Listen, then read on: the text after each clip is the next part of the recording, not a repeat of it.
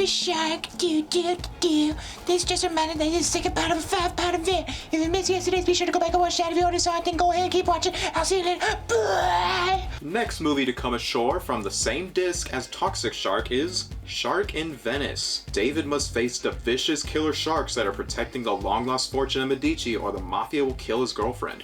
Starring Stephen Baldwin and Vanessa Johansson. I don't really know who either of these actors are. Stephen Baldwin, though, I knew his brothers, most famously Alec Baldwin, who definitely doesn't have anything noteworthy or controversial going on about him. To avoid any potential confusion from the change of setting between shots, it's because I did record part of this already in my studio, but since then my AC has gone out, so now I had to move my equipment, or at least part of it, somewhere else. Now for anyone curious, I am using my wife's setup right now. I have my PC hooked up here with all my stuff on it, but I'm using all of her stuff.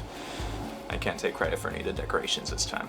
This picture here is better than anything we get in this movie. I said before, I probably spent quite a bit of time on Toxic Shark, and you'll realize I have several movies I'm covering just in this one video. Part of that is because these next two are so boring, it's not even worth talking about them. So this movie, I start out with mixed feelings seeing the logo for New Image. New Image, when I see them, I think of cheap action movies or direct-to-video action movies starring the likes of Dolph Lundgren, Steven Seagal, even Chuck Norris had something with them. So I have a type of movie I'm expecting when I see that logo. Something involving a shark is not what I think of. That sounds much more like a monster horror movie and not a beat 'em and shoot 'em up. So if my expectations confused, I jumped into this movie mostly because it was just the next one on. So like I said, I just kind of got this because I like watching a weird cheap movie every now and then. Stephen Baldwin, probably the least interesting Baldwin. I guess that was the biggest name they can get for this, which I don't know. Maybe I would have liked it more if they got Dolph Lundgren. That said though, it's not one I'm going to be covering in Sharks Week, but he did do a shark movie, and there was a lot left to be desired in that. We go through the rivers of the city, and then we see a man in scuba gear underneath in search of something. This is when we get our usual shark movie introduction of a random attack that may or may not show the shark.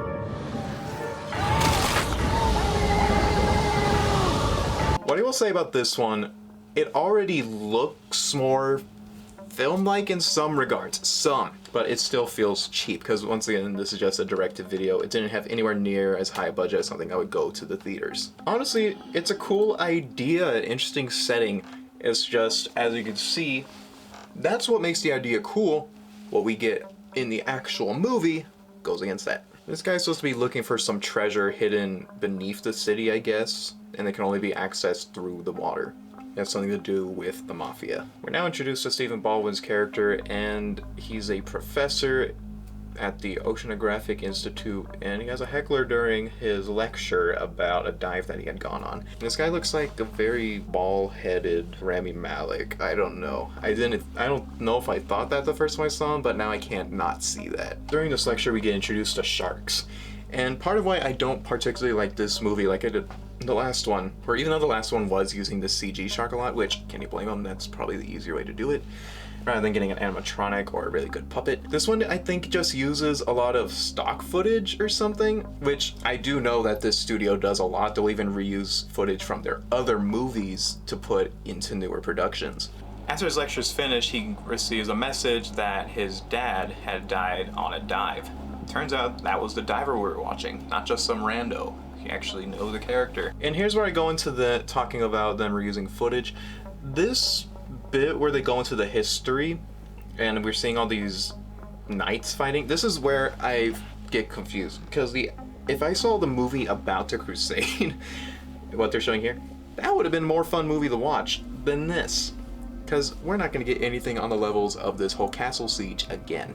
So history lesson aside, the crew's assembled, we're in Venice. Like I said, I'm going to skip around a lot with this one. This movie is boring. Figure out where the treasure's going to be, we meet with the Mafia, and okay, I'm stopping here. This was one of my favorite parts of the movie, and it is awful. You only want one thing from me. No. I'm assuming they must have been like locals or something, because they had to have shot some of this in Venice, right? Because their English sounds awful, and so their acting's really bad. It's so stupid. But I wish the whole movie was like that. If it delivered more on crap like that, this would have been a fun, cheap movie, but no. It is also too long, because none of these movies had to go anywhere near 90 minutes. This should have strived maybe to be an 80-minute movie. Maybe even 70 minutes, because I'm pretty sure that still counts. Maybe it didn't back when it came out. Cheap and quick CGI, they didn't have a lot of time on it, didn't have a big budget for it, but at least it was fun to watch. And we just see that happen, because the whole point is we know the shark is here, but we're trying to get this treasure for the Mafia. He meets with the Mafia boss after to explain that it was very difficult to even get to the treasure, and that it would be hard getting it all out. Pretty much trying to say, I can't be the one to do this, especially not by myself. So then we have this weird chase in the street as they try to steal his girl, and it breaks down to a little fight. I don't know, like I said, this movie is just mostly boring. And then we cut to yet again, one of my favorite bits, because it's just stupid shark stuff happening. That's why we buy these things that look like this. That's why they get made. We're seeing this. We're seeing this. We're just chilling. Shark comes and uses the boat. Lady just in her house screaming. We're seeing the shark swim around.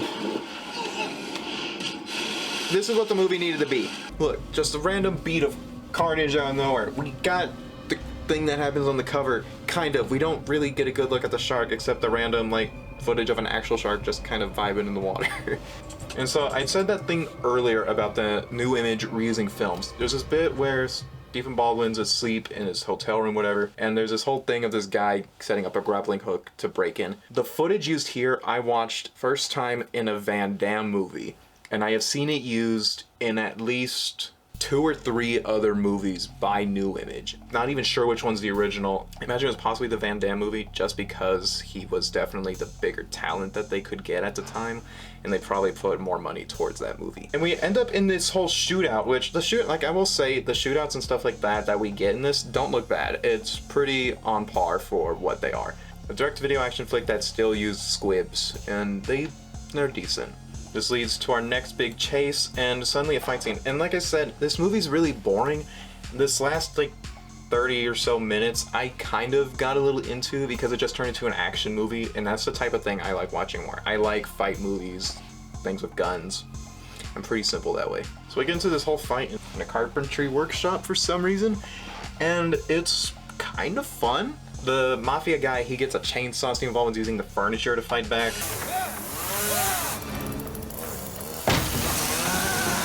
And it's like not that bad. This is probably the best action sequence in the whole movie. And this is supposed to be the freaking shark movie. But we should have been getting crap like this. But no, it didn't deliver. The fight ends with him putting the guy to a circular saw to figure out where they took his girl. My Barbados.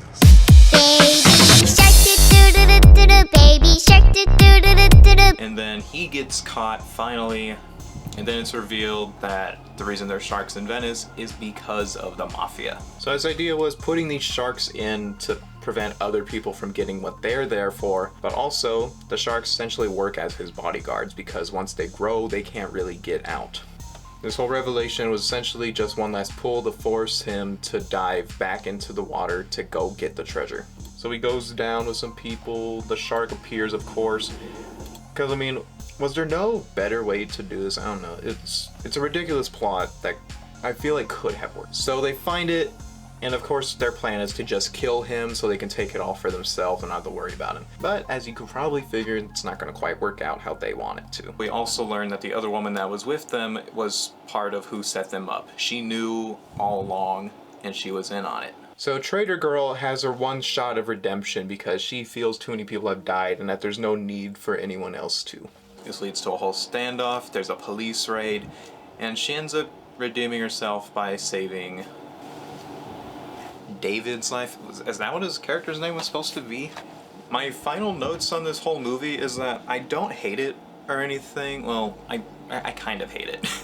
It's kind of boring. And like in that bit before, when I see New Image, I'm expecting a certain type of movie, and that's kind of what they did, especially in the second half of the movie. There are a few fun shark moments, kind of like the cover I showed y'all, but nowhere near enough to really say this was a very good shark movie. It was barely even a shark movie, honestly. I end up giving the movie a 3, both personally and critically, because it's not the worst thing ever. It's not that poorly put together. They made this crime action movie and tried to turn it into a shark movie, and it just kind of made both weak, particularly the shark. And that's what they're kind of banking off of with the name and presentation. Now the next movie, once again coming from the Meg-A-Shark 8-film collection, is Malibu Shark Attack. Sunny Malibu is hit by a tsunami created by an underwater earthquake. The devastation brings with it an even more formidable threat: prehistoric, monstrous goblin sharks. I will say, the setup of this one is already infinitely more interesting than Shark in Venice. So let's see if we can keep that momentum going. I don't know how this next one came out so boring, and why I hate it so much. It essentially delivers on exactly what it says it's going to. I guess the pacing is just too slow or something. I don't even know if the pacing is what's wrong. Something's just missing and I can't figure it out. It's boring, it's bland. The story's not great, none of the actors are particularly good either. They're not bad, but it's not a great movie. And I want to note that this is the only other movie in this whole A-movie collection to not be a New Image production. This and Toxic Shark are the only ones not from New Image. I feel like that needs to be said because that kind of explains why the other movies are the way they are. And as far as the Meg-A-Shark collection goes, at least the first disc, this one has the most shark-related action. So the movie opens up. If I didn't read the description, I don't think I would have been able to tell what was supposed to be happening here because it doesn't look that great. So if you couldn't tell from the clip, that eruption is what releases the sharks. And if I hadn't read the description of the movie, I probably wouldn't have realized that's what happened.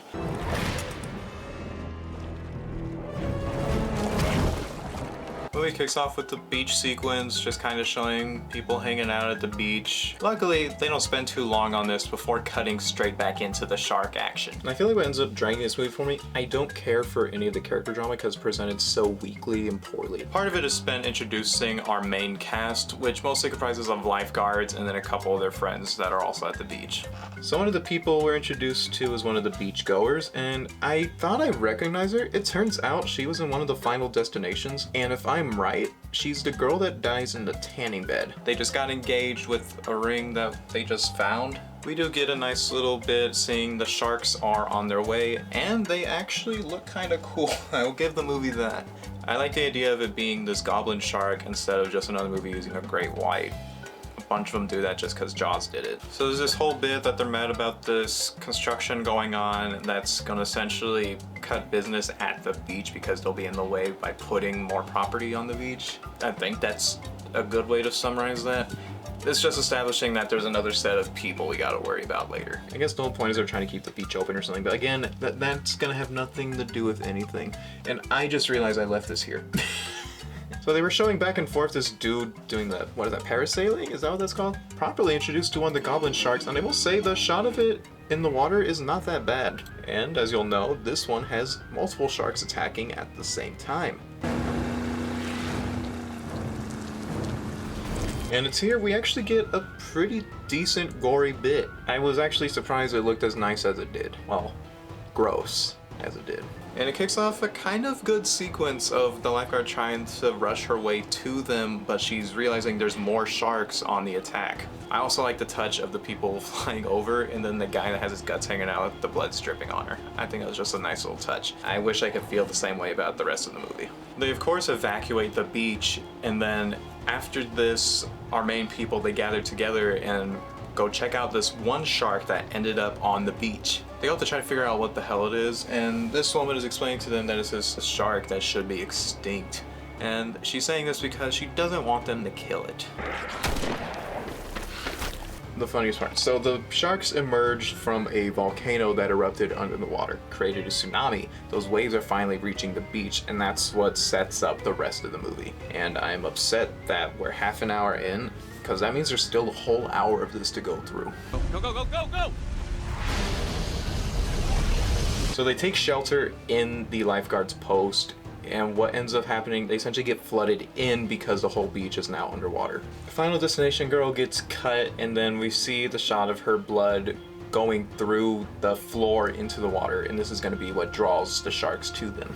So we have a whole thing going on here between the couple and all that, between everybody. Who gives a damn? And then finally we get to some shark action again.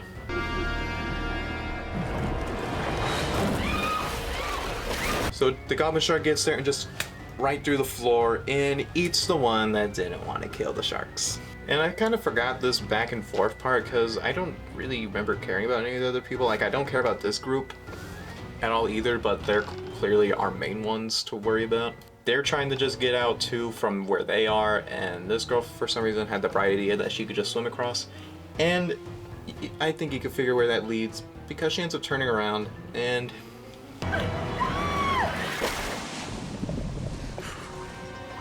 And then some of the people at the construction site deciding, okay, we should go save those people and get them out of there. Something I will say, I do like the way the sharks attack. They're like trying to break their way in because they know there's people in there because someone's bleeding, they're following the blood, they're trying to push their way in, and that's how they end up getting their kills. But it also makes the opening for them to get out, but they just need to time it right to avoid the shark. And I think it's kind of a good sequence. Of course, they get rescued, and that's why we move on to the last third of our movie. And this movie is actually pretty easy to divide into thirds. I just think they probably could have picked up the pace, especially in the beginning and end portions. They end up in some wreckage and lose some more people on the way in, and this is where they had their final showdown with the sharks. Or shark. Do they only kill one? Whatever. And there's this kind of funny sequence where they all have different tools. One guy even has a freaking chainsaw, and they're just beating and cutting the hell out of this shark.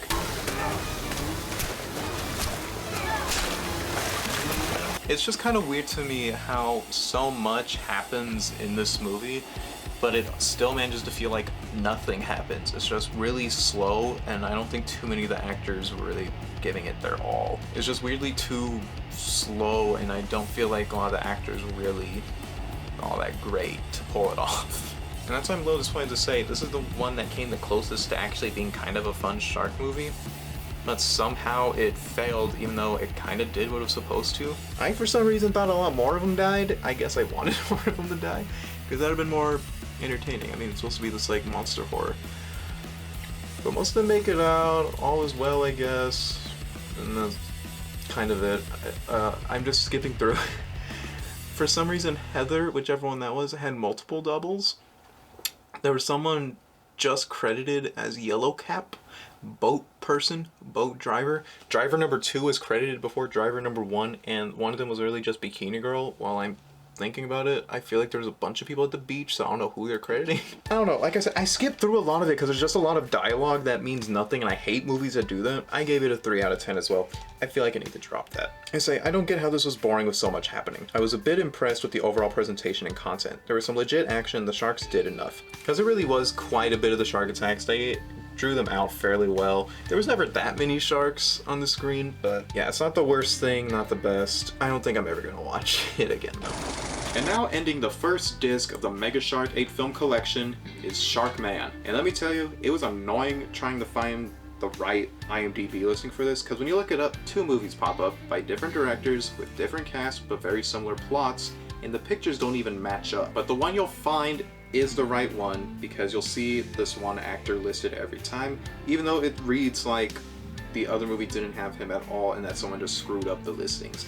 Anyways, accidentally turns his son into a hideous half-man, half-shark while trying an experimental cancer drug on him. This poster is not a representation of the film at all.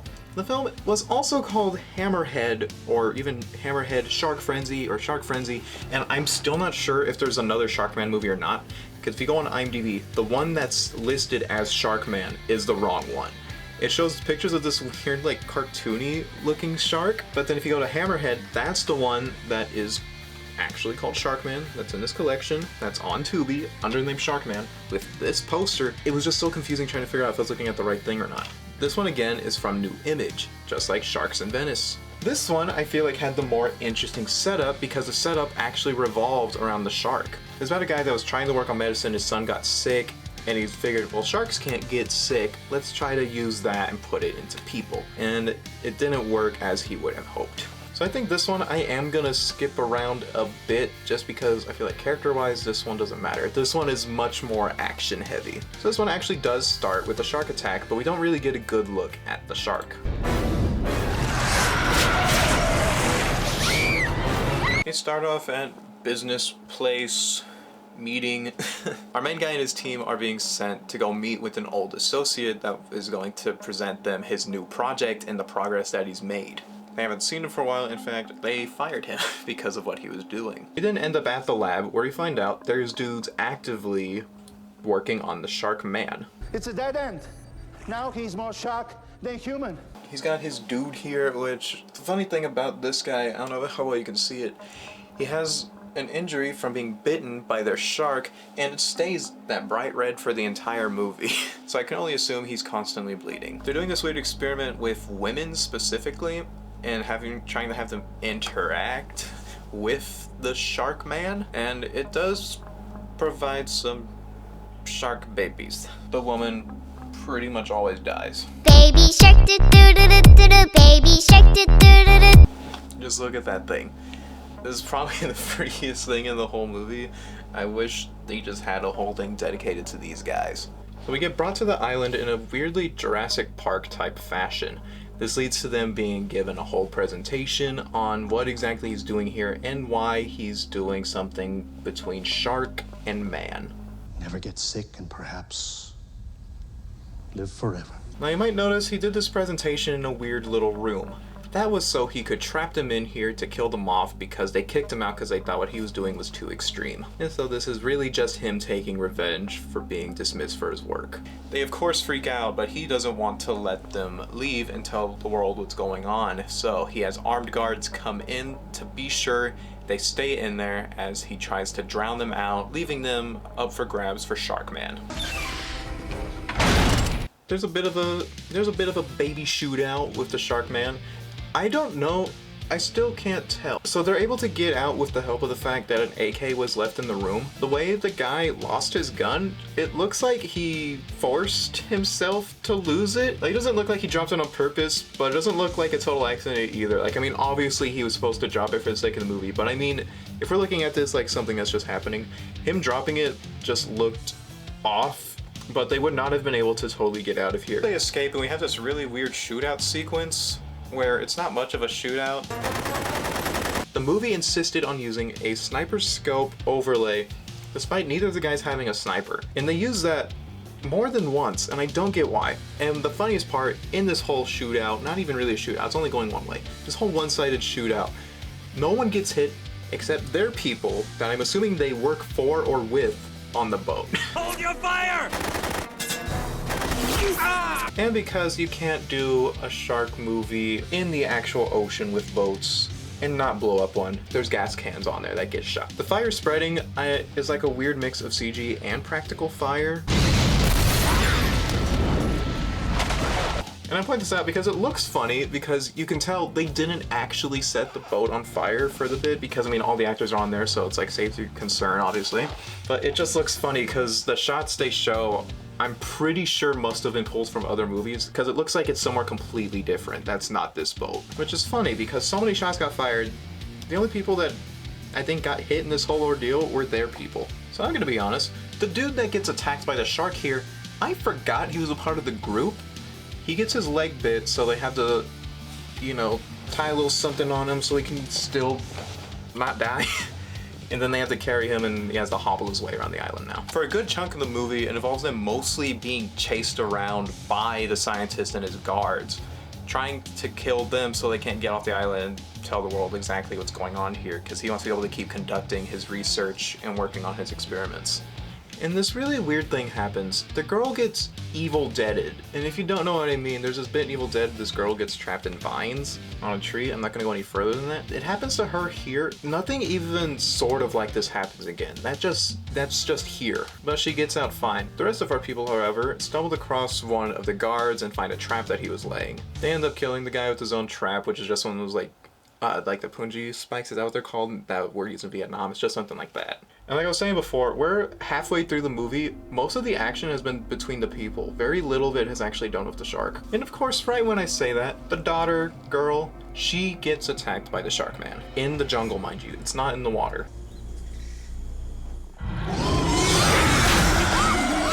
And it's here where I wish we got better shots of him, because the Sharkman design actually looks kind of cool. It's sort of like this, but more like an actual shark. It's nothing like this thing. They're not a very big group of people. They're not exactly that well armed, so it's kind of impressive that they keep surviving for no reason. And there's even a point where the lady scientist tries to run off with them, but then she's the one that ends up getting killed instead of the people they were trying to kill before she was a target. It's just most of the movie really is just an action movie, and I think that's why I was able to have a much easier time watching this. A lot of shootouts, chases, and then some of the kills are a little interesting. And then there's a little shootout later when they're about to be captured for the last time that, you know, sets off the final bit, and that one was also a little goofy. They keep showing like there's only a couple guys, but more appear conveniently.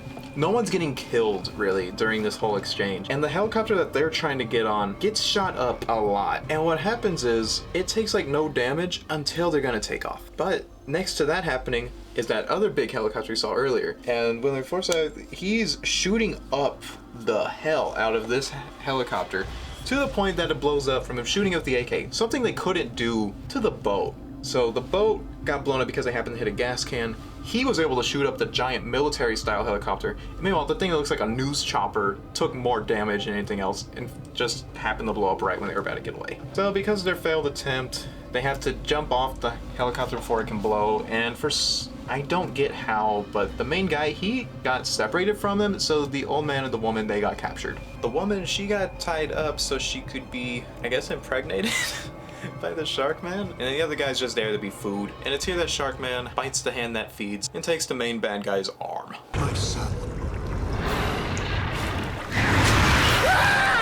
Our hero, he comes in with the spray that's supposed to kill the shark, and he does this smart thing when he's taking the girl down that he actually hands it off to her so she can keep spraying at him while he's untying her. It's just little things like that I like seeing in an action movie, where it looks like they actually use their brains. They start to make their escape, planning to just kind of blow up the place, but the woman says she needs to be sure that none of these things make it out, and they shoot up the shark baby nursery. Baby shark, baby shark.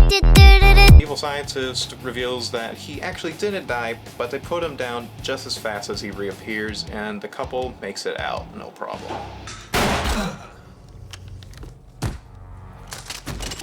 And for some reason, the shark movie's final line is, "I love you." Now this one definitely felt more like a New Image movie. It was a lot more fighting and shooting going on. I kind of liked it for that reason, but as a shark movie, it leaves a lot to be desired. I liked the parts where the Sharkman was attacking. The whole thing with the vines was weird. I don't even know what the connection was there. It's just like they wanted to throw in an Evil Dead reference, and I don't get why they did that. I think the only thing that could have made this movie better was just if the action sequences were choreographed better. Just because there's a lot of shooting with very few people being hit, and when someone finally does get hit, there's just magically people there, so it looks like no one actually died. Then our main cast, I think it was interesting that they did keep killing them off. It's just, it feels like more could have been done with them, and I think a lot more of it should have involved the Sharkman instead of anything else. So I ended up personally giving this one a 4 out of 10. I didn't hate it that much, and I think critically, I'll also give it a 4, because this one was put together way better than the last two movies. It felt like there was some real production value to it. The talent was actually kind of good with their delivery and their characters. This was a much more watchable experience, but it had the least shark-based action. And with that, we have officially finished Disc 1 of the Meg-A-Shark collection. And that's the end of part 2 of Sharks Week, so be sure to come back tomorrow for part 3, where we will finish the Meg-A-Shark collection, moving on to Disc 2, which is actually an entire series of shark movies. So if you enjoyed what you saw, leave a like, subscribe if you haven't already, and share the video. With me as my trusty co-host, Like a Shark to Land Shark, I'm Shyboy616, and I will see you next time.